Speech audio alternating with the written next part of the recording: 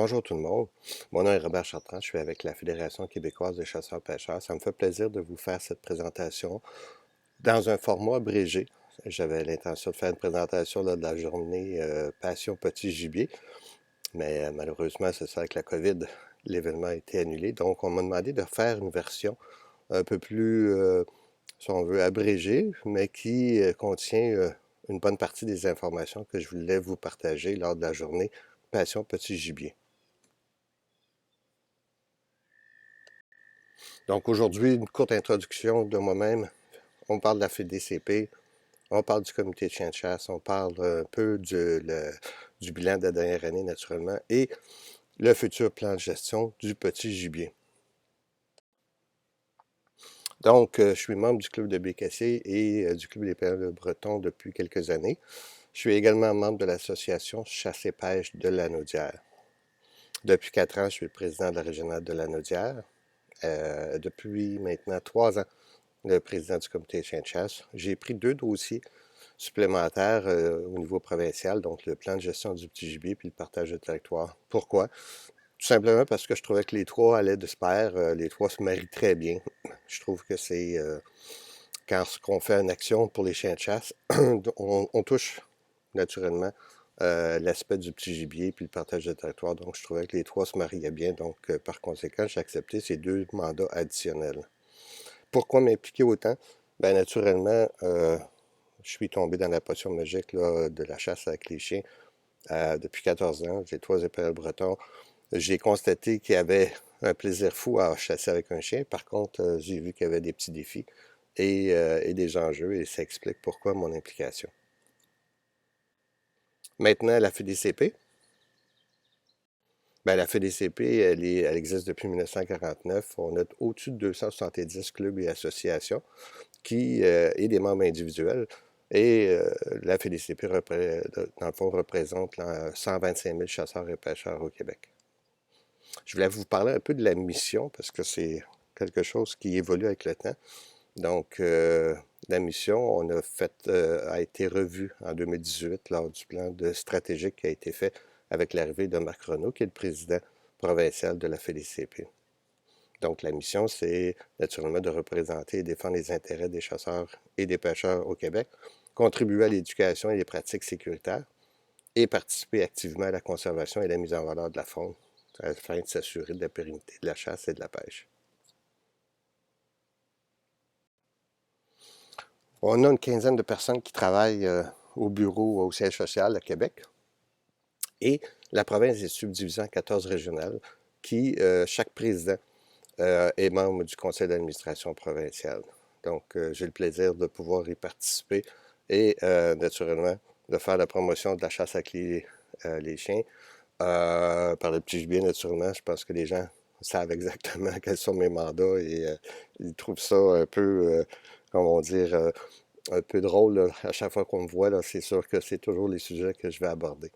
On a au-dessus de 480 moniteurs bénévoles au Québec, donc c'est des formations qui se donnent soit en salle, soit en ligne. Dans le cas du dindon sauvage, c'est en ligne, et dans le cas du cours de maniement de sécurité avec les armes à feu et l'initiation à la chasse avec armes à feu et arc et arbalète, je devrais dire, sont donnés en salle. Peut-être une petite note. Depuis quelques années, le ministère nous avait demandé de pouvoir faire, de donner les cours en ligne pour l'initiation à la chasse avec armes à feu, arc et arbalète. Et ça n'a pas rapport avec la pandémie du tout. C'est vraiment une volonté du ministère depuis quelques années. Je sais que la FDCP est prête et il lui reste quelques petits détails donc à régler. J'imagine que la formation en ligne devrait être disponible là, à moyen terme. Comme je vous disais, la FDCP s'est dotée d'un nouveau plan stratégique en 2018. Et puis, naturellement, un de ses objectifs, c'est d'orienter ses actions afin d'être reconnu comme un leader dans la promotion, l'éducation et naturellement la représentation et défense des chasseurs et pêcheurs. Donc, c'est quelque chose de très important parce que un plan stratégique, ça nous donne une bonne idée de ce qu'on veut faire, vers où on veut aller. Donc, il y a eu beaucoup de travail qui s'est fait des cours des 2 dernières années. Je sais qu'il s'en fait encore énormément qui va s'en faire au cours des prochaines années. Donc, il y a plusieurs gens qui s'activent justement à pouvoir s'assurer qu'on puisse justement respecter le plan stratégique qu'on s'est donné en 2018. Je trouvais important de parler des enjeux stratégiques, donc de la mise en valeur de la chasse et de la pêche, la conservation, la relève. La relève autant de la pêche et de la chasse, mais aussi au niveau des bénévoles. Donc, la relève, moi j'avais vu une étude en 2015 du ministère qui disait qu'à partir de 2019, il y aurait une baisse de chasseurs et de pêcheurs au Québec. Donc, c'était d'autant plus important de faire tous les efforts pour pouvoir justement promouvoir ces activités-là. L'accessibilité, bien naturellement, c'est un problème, tant au plan d'eau, autant au niveau des milieux périurbains, puis des territoires structurés. Donc, c'est quelque chose qui est au cœur là, de nos enjeux. Et naturellement, on a fait la promotion d'une politique faunique nationale. Donc, M. Dufour a mis en place quelque chose l'année dernière là, pour démarrer cette politique faunique-là. Donc, il y a eu une première vague de consultation l'automne dernier. Il va y avoir encore une autre vague de consultation qui va être prévue un peu plus tôt au printemps. Malheureusement, avec la pandémie, les choses ont été retardées, mais je sais pertinemment, pour avoir vu de la correspondance, que la politique faunique va, au niveau des consultations, elle va reprendre sous peu. Donc, on peut espérer de voir quelque chose en place pour 2021. Donc, la FDCP en bref, donc la formation, naturellement, la relève, hyper important. On parle de bourse relève, on parle de bourse d'études, etc. Donc, la promotion, on utilise tous les outils disponibles pour pouvoir faire la promotion de la chasse et de la pêche. Et la représentation qui est souvent moins bien connue. Donc, on est présent lors des tables nationales de la faune, tant au provincial qu'au régional. Donc, on parle de plan de gestion, des changements réglementaires ou tout sujet qui mérite d'être apporté. Donc, lors de ces tables nationales faune, naturellement, on a la chance de pouvoir parler directement au ministre, au sous-ministre et les biologistes responsables. Donc, c'est un endroit où on fait énormément de travail. On n'est naturellement pas seul avec lors de ces rencontres, là, il y a plusieurs autres partenaires, donc les pourvoiries, les trappeurs, ZEC Québec, etc. Donc, c'est un travail d'équipe qui se fait pour pouvoir justement s'assurer que tous les enjeux sont adressés. Au niveau de la structure, bien, naturellement, la structure, c'est une structure qui était basée sur l'implication bénévole. Donc, on a nos membres individuels, on a nos associations et les clubs qui sont membres de la FDCP, les régionales, le conseil d'administration, il y a divers comités et naturellement les 480 formateurs à travers le Québec. Les filiales, ben, la FDCP s'est dotée de deux filiales. La première, Sécurité Nature, qui parle ou qui prend, si on veut, comme responsabilité tout l'aspect de formation. Et la Fondation Héritage Fonds, donc c'est l'endroit où on fait les levées de fonds et toutes les activités pour pouvoir justement avoir des fonds nécessaires pour pouvoir supporter les différentes activités. Lorsque je parlais de faune, ben, on parlait surtout de relève, donc des initiations, mentorat, des bourses d'études, aménagement faunique. Donc, tous ces aspects-là sont couverts par la Fondation Héritage Fonds. Grosso modo, c'est 300 000 qui est distribué aux clubs et associations chaque année. Donc, c'est un travail colossal qui se fait de ce côté-là. Le siège social, ben, je voulais vous en glisser un mot. Il est situé à Saint-Augustin-des-Maures et tout près de Québec.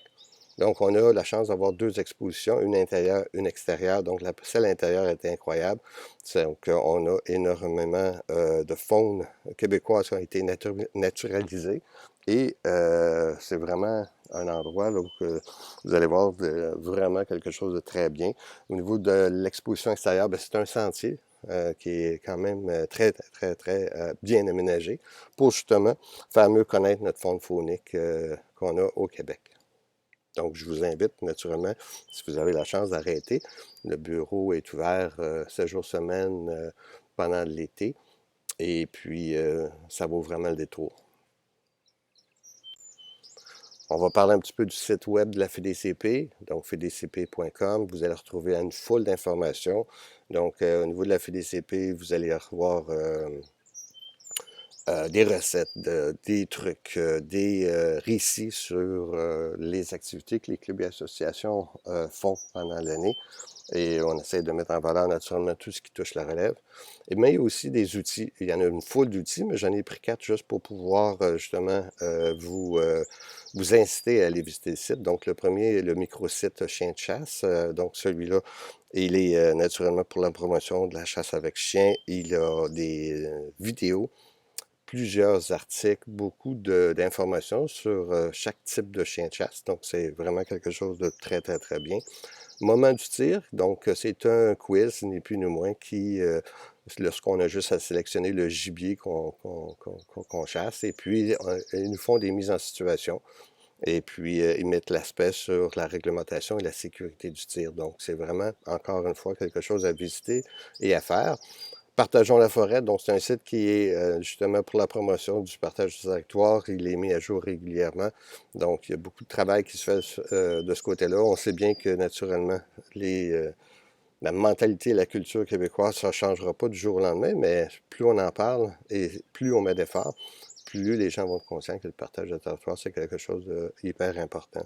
Le dernier, non le moindre, Zone Chasse, une application mobile, donc vous allez retrouver une description de la faune faunique, vous allez retrouver les périodes de chasse, les engins qui sont permis, etc. Donc, une application au bout de nos doigts qui vaut vraiment la peine.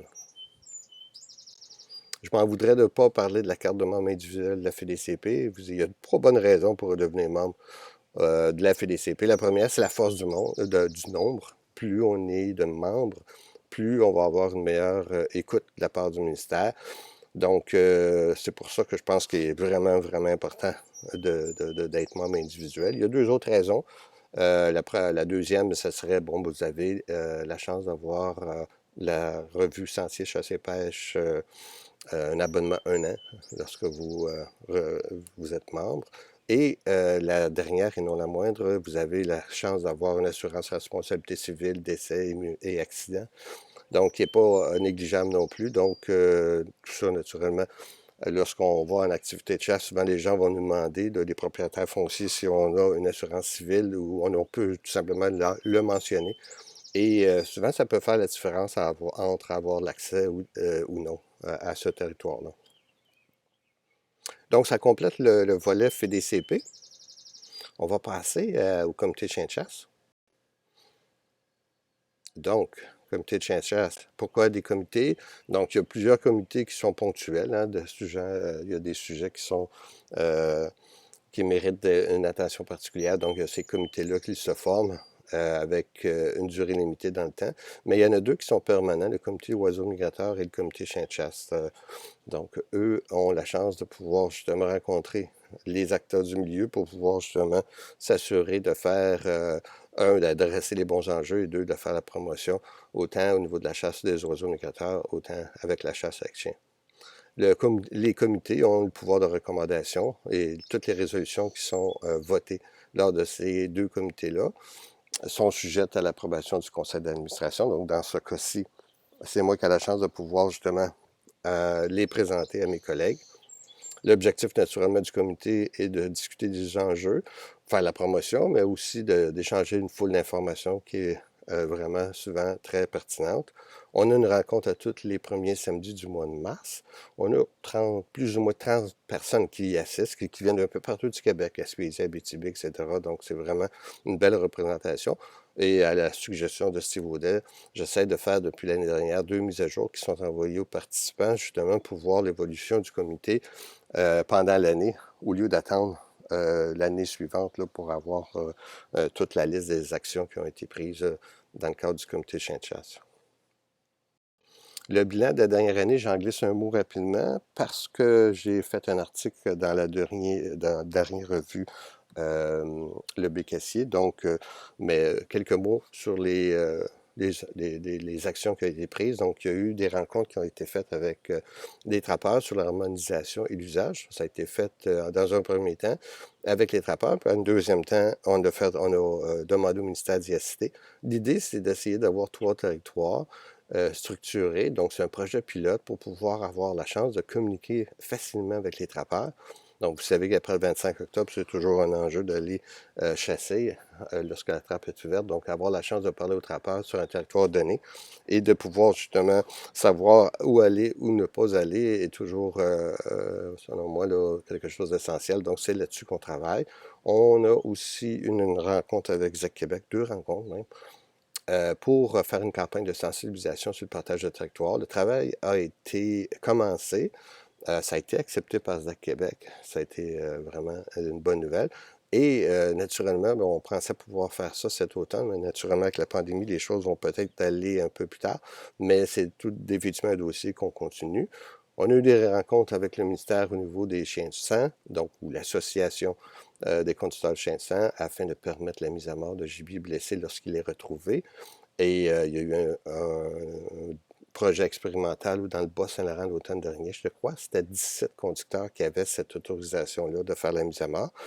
Et puis, ben, naturellement, le ministère est en train de regarder tous les résultats de ces recherches et notre objectif, naturellement, c'est de permettre à l'ensemble du Québec que les conducteurs de chiens de sang puissent justement mettre à mort le gibier qui est retrouvé lors de recherches. Promotion, ben, beaucoup de travail de ce côté-là. 4 nouveaux vidéos qu'on a fait, autant sur les chiens de chasse, pardon, que le partage de territoire. Donc, c'est vraiment quelque chose qu'on mise beaucoup. On a eu des articles sur le blog de la FDCP sur les activités organisées par les clubs et associations reliées avec les chiens de chasse. Il y a eu 2 articles sur l'infolette de la FDCP et 3 articles dans la revue Sentier Chasse et Pêche. Donc, on a quelques pages qui sont dédiées à la FDCP dans la revue.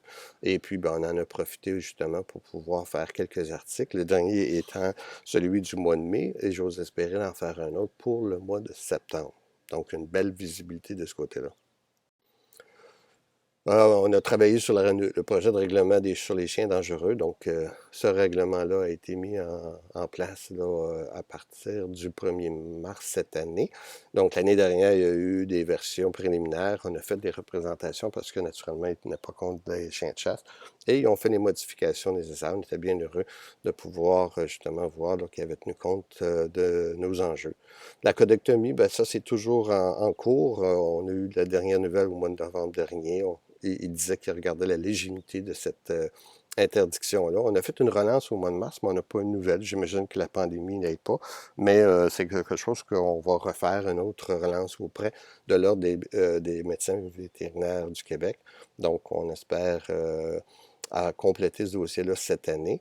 Il va y avoir un nouveau sondage sur l'intérêt des membres pour une assurance santé qui sera faite par la FDCP. On a eu un sondage l'année dernière, mais on a eu une faible participation, donc c'était un peu, c'était pas assez représentatif. Donc on va refaire le sondage probablement d'ici juillet, qui va être envoyé à tous les membres pour qu'ils puissent être redistribués dans les clubs et associations. Et on va bien voir si cet intérêt est là de la part des membres. Le dernier point, on a eu une plainte suite à une activité du Club de chiens de chasse de Québec en 2018, donc activité qui se passait sur une terre agricole. Et il y a quelqu'un qui s'est plaint à la Commission de protection des terres agricoles du Québec. Et on a eu une réponse en février dernier qui disait que ni plus ni moins que cette activité-là devait se tenir, mais on devait avoir l'approbation ou les autorisations de la Commission de protection des terres agricoles. Naturellement, ça ne fait pas grand sens. On ne va pas altérer la, la mission ou la fonction de la terre agricole pour une activité qui va durer un week-end. Donc, naturellement, on fait encore des représentations. Je pense qu'on est confiant qu'on puisse réussir justement à faire changer d'idée la protection des terres agricoles. Donc, c'est un dossier qu'on travaille encore au moment qu'on se parle.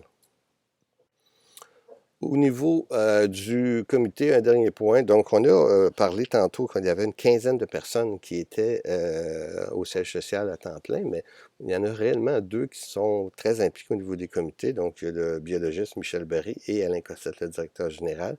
Donc, naturellement, pour pouvoir faire avancer les dossiers, bien, ça prend l'implication des bénévoles. Donc, j'en fais un bout, mais si ça vous tente de vous impliquer, gênez-vous pas parce que, naturellement, il y a plusieurs dossiers et ça demande quand même pas mal de temps. Et l'aide des bénévoles à ce moment-là devient indispensable.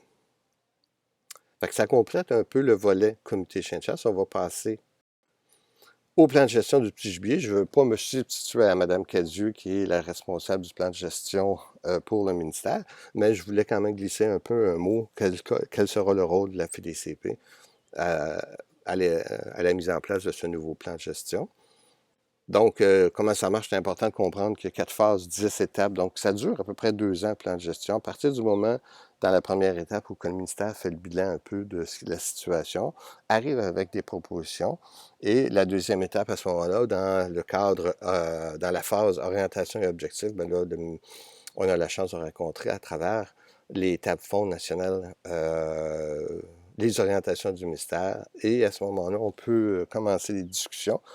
Et naturellement, tous les partenaires donnent des suggestions, demandent des changements ou améliorations. Ça va dans les régions après ça pour consultation. Donc, on a la chance dans les régions de parler aux biologistes pour justement avoir plus de détails et tout ça, puis avoir un autre son de cloche aussi, parce que la table nationale fond, c'est un nombre limité de participants, comme je vous expliquais, mais il reste quand même qu'au niveau régional, il y a d'autres personnes qui donnent ce feedback-là, donc ça nous permet d'avoir encore une bonne idée de ce que les gens veulent voir comme changement. Et naturellement, après ces consultations-là, il y a la mise en place, la mise en œuvre qui se fait dans la dernière phase. Ceux qui participent, que ce soit régional ou au niveau du Québec, il y a plusieurs intervenants, comme je vous disais, donc Pourvoirie, TAPER, la Fédération québécoise des saumons atlantiques, Fondation de la faune, les Premières Nations, CEPAC, ZEC, dans certains cas l'UPA aussi. Donc, plusieurs personnes qui y participent à pouvoir donner justement des suggestions là, au ministère. Donc, j'ai déjà mentionné qu'il y avait 2 types de rencontres, nationales et régionales. Et dans le cas de la FDCP, ben, nous, on consulte nos membres soit via sondage. Lors des congrès, on fait des ateliers justement pour avoir plus d'informations. Puis il y a des rencontres ad hoc qui se font pour aller un peu plus loin justement, pour pouvoir vraiment bien cerner quels sont les enjeux et les solutions qu'on voudrait faire mettre dans le cadre du plan de gestion. Donc, c'est un travail qui se fait sur une base quand même régulière. Vous allez voir un petit peu plus à l'autre page un peu le processus que la FDCP va se donner. Naturellement, un coup qu'on a fait toutes ces consultations-là et qu'on arrive avec voici ce que le ministère veut, voici ce que les chasseurs veulent, on arrive avec une liste de recommandations et dans ce cas-là, c'est moi qui vais faire la présentation au conseil d'administration pour approbation finale. Donc, le processus de consultation, il y a une première vague de consultation en février-mars. Donc, on a demandé aux gens de pouvoir nous faire parvenir leur liste, donc juste un courriel avec leur liste d'enjeux et suggestions.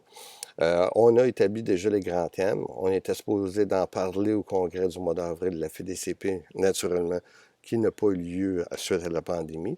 Mais on continue. Donc, on est en train de regarder à établir un sondage d'à peu près 30-40 questions pour pouvoir justement avoir un peu plus d'informations sur certains enjeux que les chasseurs de petits gibiers rencontrent. Encore une fois, bon, ces recommandations-là seront un coup que tout ça sera analysé et donc on va faire part, ou je vais faire part de ces recommandations-là au conseil d'administration provincial. Ce qui est malheureusement important de vous dire, c'est que dans le cycle du plan de gestion du petit gibier a été retardé suite à la pandémie, puis on ne connaît pas encore l'échéancier de celui-ci.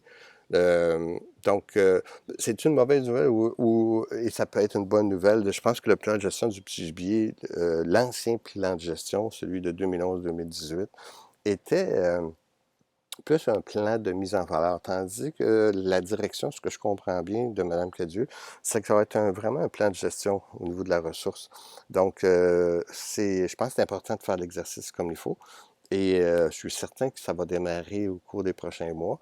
Mais chose certaine, je pense que c'est pour nous, ça nous donne encore plus de temps pour faire les consultations nécessaires pour être justement prêt à rencontrer le ministère. Ça complète pas mal la présentation que je voulais vous faire. J'espère que ça a été informatif puis intéressant. Si vous avez des commentaires, des suggestions, ben gênez-vous pas, vous pouvez contacter Martin ou bien Louis Simon. Ils vont se faire un plaisir de pouvoir me faire parvenir ces informations-là, soit que je puisse répondre directement par courriel, ou bien je pourrais tout simplement refaire une présentation similaire qui pourrait être redistribuée encore une fois à tous les membres du Clos des Bécassiers. Fait que, encore une fois, merci beaucoup de votre attention. Je vous souhaite une belle été, puis au plaisir de se retrouver à la chasse l'automne prochain.